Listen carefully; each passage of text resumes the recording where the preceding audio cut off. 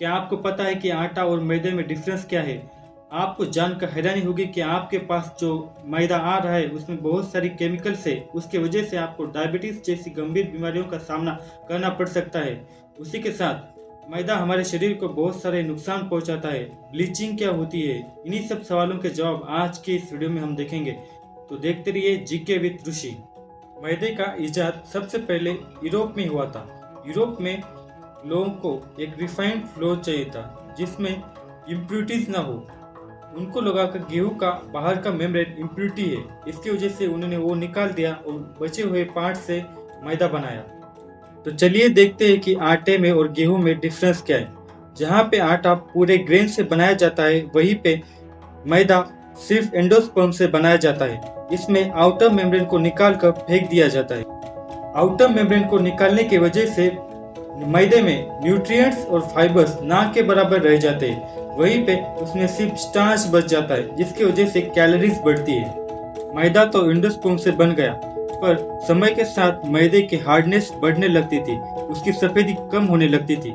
इसी समस्या को देखते हुए ब्लीचिंग की प्रोसेस सामने आई। ब्लीचिंग में बेंजोइल पेरोक्साइड और क्लोरीन गैस, इन केमिकल्स को मैदे में मिलाया जाता है, जिसके वजह से मैदे की सॉफ्टनेस बढ़ने लगती है और उसमें सफेदी आने लगती है। ब्लीचिंग किया हुआ मैदा सबसे ज्यादा बेकरी प्रोडक्ट्स में यूज किया जाता है। वहीं पर ब्लीचिंग के प्रोसेस के दरम्यान हम उसमें क्लोरीन डाइऑक्साइड नाम का केमिकल ऐड करते हैं, जिसके वजह से वो हमारे बॉडी में एलोक्सिन नाम का रेसिड्यू रख देता है। वो टाइप 1 डायबिटीज के लिए इसको जन्म देता है। इस समस्या को देखते हुए यूरोपियन कंट्रीज ने क्लोरीन डाइऑक्साइड पर बैन लगा दिया है। वहीं पर इंडिया में आज भी क्लोरीन डाइऑक्साइड ब्लीचिंग के प्रोसेस में यूज किया जाता है। तो अब हम जानते हैं कि मैदे की वजह से हमें कौन कौन सी बीमारियों का सामना करना पड़ सकता है। जैसे कि हम जानते हैं कि मैदे में फाइबर का कंटेंट बहुत कम होता है, जिसकी वजह से अपच, गैस, कब्ज जैसी बीमारियों का हमें सामना करना पड़ सकता है।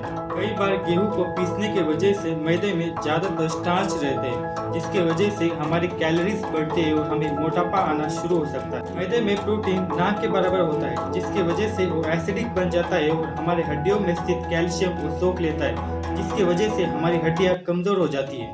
जैसे कि मैंने पहले बताया कि मैदे की वजह से ग्लूकोज जम जाता है, उसके वजह से ब्लड शुगर लेवल बढ़ जाता है। तो ऐसे समय में हमें क्या करना चाहिए? सबसे पहले मैदा खाना हमें कम करना चाहिए, क्योंकि मैदा यूरोपियन कंट्रीज ने उनके डिजायर को कंप्लीट करने के लिए बनाया था।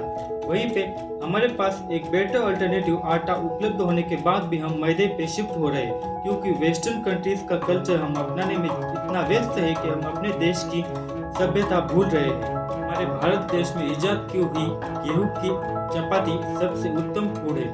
फिर भी अगर हमें कोई मैदे से बना हुआ फूड खाने की इच्छा हो तो हमें अनब्लीच रिफाइंड फ्लोर का ही यूज करना चाहिए। कोई भी प्रोडक्ट खाने से सबसे पहले उसके इंग्रेडिएंट्स पढ़ना चाहिए, उसमें अनब्लीच रिफाइंड फ्लोर यह कंटेंट देखने के बाद ही हमें खाना चाहिए। अगर उस पर रिफाइंड फ्लोर लिखा है तो इसका मतलब वो ब्लीच किया हुआ